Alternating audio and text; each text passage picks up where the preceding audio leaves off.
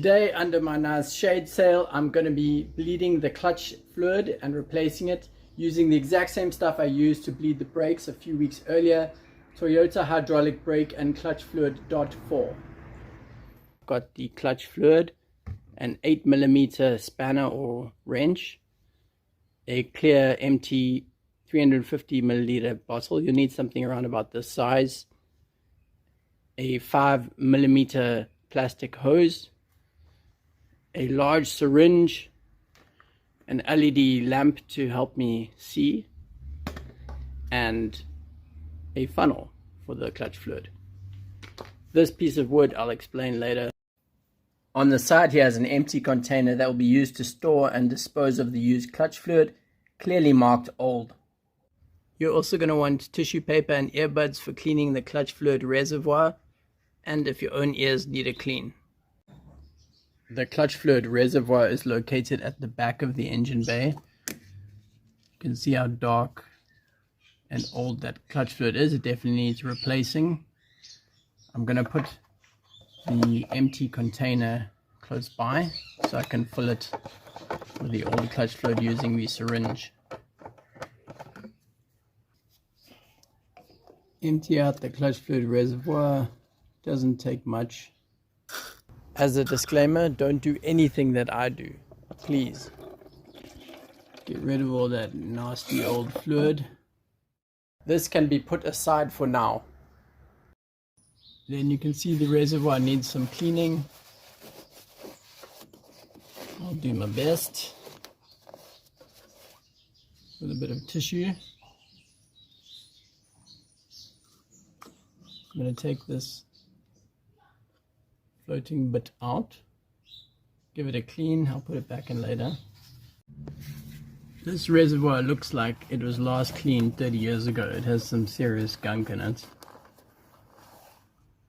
Nasty. The earbuds are useful for getting gunk out of this little exit area. Don't forget to clean the cap of the clutch fluid reservoir, and then once the reservoir is perfectly clean, put the float back in, and then we can fill her up with new clutch fluid.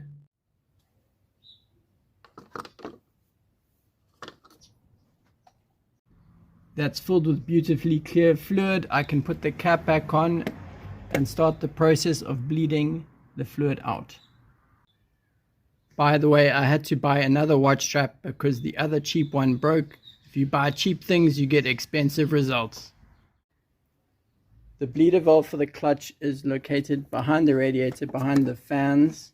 I'm going to put my LED lamp here, shed some light on it. There it is. I need to take this little rubber cap off. Okay, I'm prying that rubber cap off with the wrench.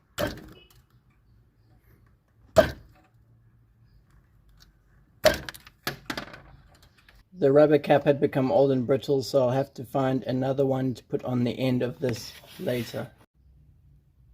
For the next step, take your bottle, funnel in a little bit of clutch fluid, maybe 50ml.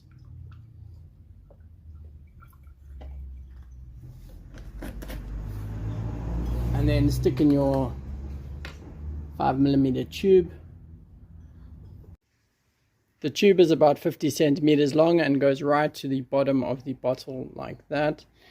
Then the bottle is going to go and sit on top of the splash guard. And then I want to connect this end of the tube onto the bleeder valve.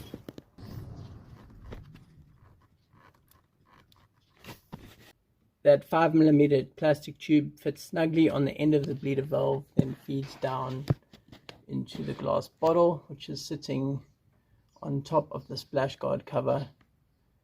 And it's a glass bottle, so it's got some weight and it's quite firmly in place. It's not going to fall over. Moving inside the vehicle, I'm going to use this piece of wood I talked about earlier to jam against the clutch pedal and then against the seat. Then if I bring the seat forward, it pushes the clutch pedal down. The piece of wood is just long enough to do this. I cut it to size. Now I'm just cracking open the valve with the spanner. Only needs about a quarter turn. You don't want to open it too much or else it'll suck air back into the valve. After a few seconds, shut the valve off again. Having an upward arc in the plastic tubing prevents air from being sucked back in. Back inside the vehicle, release the clutch and push it in again. This is obviously easier to do if you have someone helping you, but who needs friends when you have a plank? Crack it open again. You can see all the old fluid bleeding out. Give it a few seconds, then close off the valve again.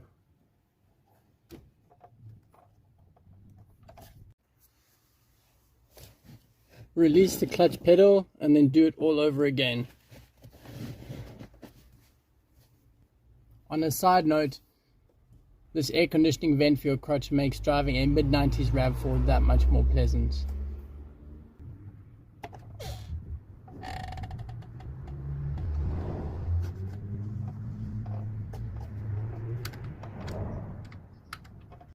The reservoir had to be topped up every 8 or 9 repetitions. It's important that it's not left to run dry.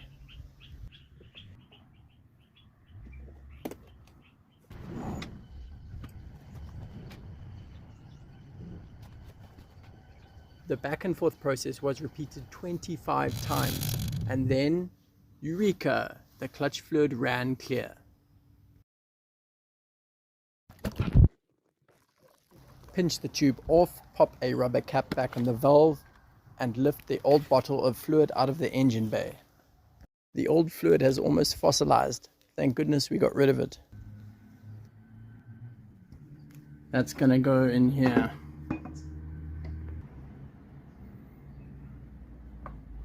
Out with the old.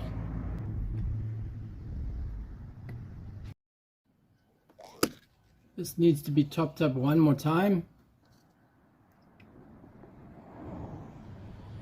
That's topped up to the max level one last time. Now that looks almost new. Too fresh to flop. That was quite a tedious process, but that makes it even more important to check your clutch fluid. It probably hasn't been changed for a while and should be checked every 2 years at least. That should make gear changes and the ride much smoother.